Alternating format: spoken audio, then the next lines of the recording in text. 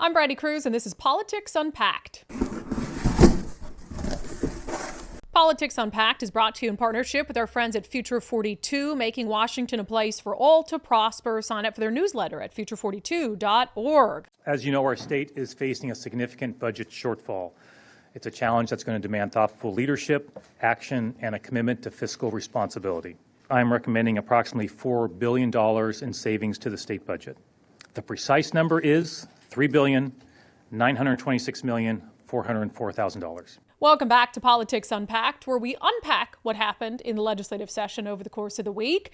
The budget wheeling and dealing has begun. As you know, the state is facing a $14 billion budget deficit, and the question is, how are they going to fill it? Is it going to be with a combination of cuts and revenue? Is it going to be just cuts? Is it going to be just new taxes?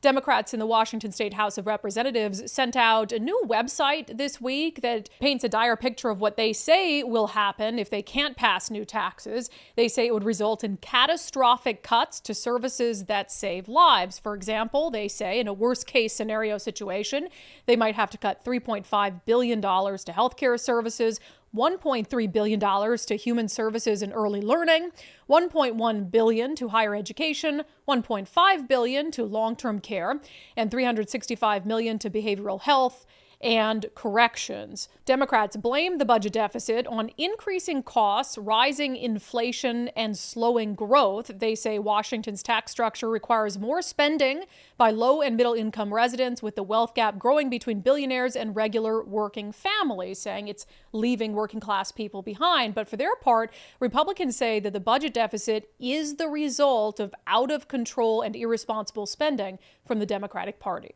In the last three bienniums, we have overspent our revenues by $1.9 billion, $2.6 billion, and $4.1 billion in the last 6 years.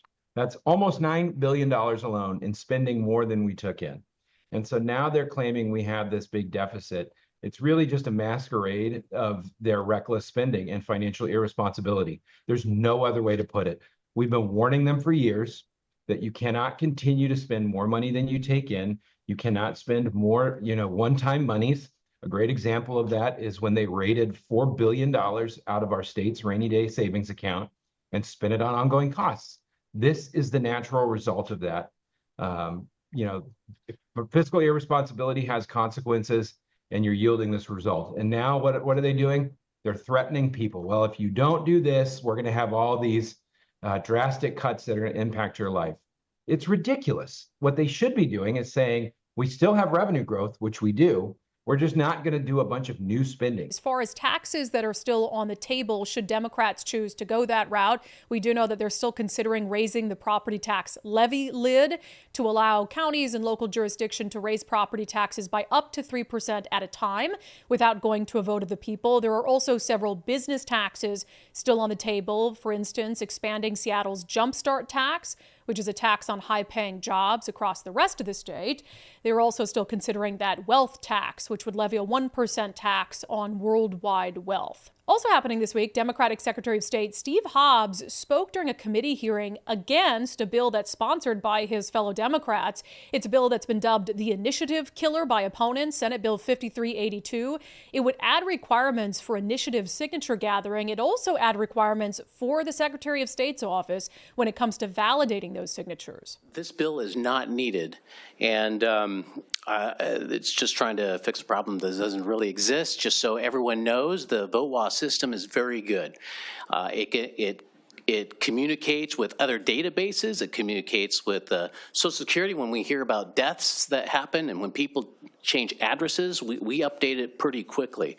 That's why the 1.2 million is in here, because now it's asking us to check these addresses. Now remember, we'll see the signature and we can match it with the database. We'll know exactly if you're a registered voter or not. Additionally, what we don't see in here is the cost of lawsuits that will happen when you have somebody, let's say an overseas voter. When I served in the military, I had a armed forces post office. If they put that on there, it invalidates them. If you have a college student, maybe you have a senior citizen that forgot their address and put a P.O. box, it would invalidate them as well. This bill tries to get out a lawsuit that occurred where we prevailed, and it doesn't matter if this bill passes because the underlying constitution of the state of Washington says you just have to be a Washington voter. And so I would ask you not to move this bill forward. And if you are going to do the $1.2 million, I would love it if you put in my election security and civic engagement programs, because Governor Inslee's budget invalidated both those programs. Thank you. I'll take any questions that you might have. Well, we're now almost 2 months into the legislative session. There are still some new bills being introduced to discuss, including a Democrat-backed bill that would use general fund dollars to help low-income Washingtonians purchase artwork. The bill is House Bill 1841. It says it would start a program that provides affordable financing for the purchase of original works of art by Washington state artists. It says it will stimulate the arts, small businesses, Washington artists, the creative economy, and encourage art ownership. The bill says access to original works of art enhance the quality of life, and the bill is modeled after an art purchase program in Tasmania. An interesting concept, though, given the state's budget crisis, it seems unlikely to advance. Another bill being debated in Olympia this week is House Bill 1696. It has a long list of Democratic sponsors and co-sponsors. It would expand the state's existing reparations program. So back during the 2023 legislative session, Democrats passed House Bill 1474, which established a covenant home ownership program. It essentially allows first-time homebuyers of color to get down payment assistance from the state in the form of a loan that they would have to repay. However, under this new bill, 1696, those loans would be forgiven for some borrowers. Moving right along, a few bills that have died this legislative session, meaning they're likely no longer under consideration. First, a bill that would have taken George Washington off the state flag. The redesign bill was House Bill 1938, sponsored by a handful of Democratic representatives. It would have created a committee to come up with a flag redesign by 2028, the argument being that George Washington, they claim, doesn't really have much to do with the state of Washington. But again, that bill doesn't seem to be getting any traction this session. Another bill that appears to have died this session is a bill that would have banned wood-burning stoves. Senate Bill 5174 would have put stricter emission standards on wood-burning stoves, for instance, on when they could be used, given the air quality, etc. But over the weekend, the State Department of Ecology announced it was not a bill they were interested in continuing to push ahead with.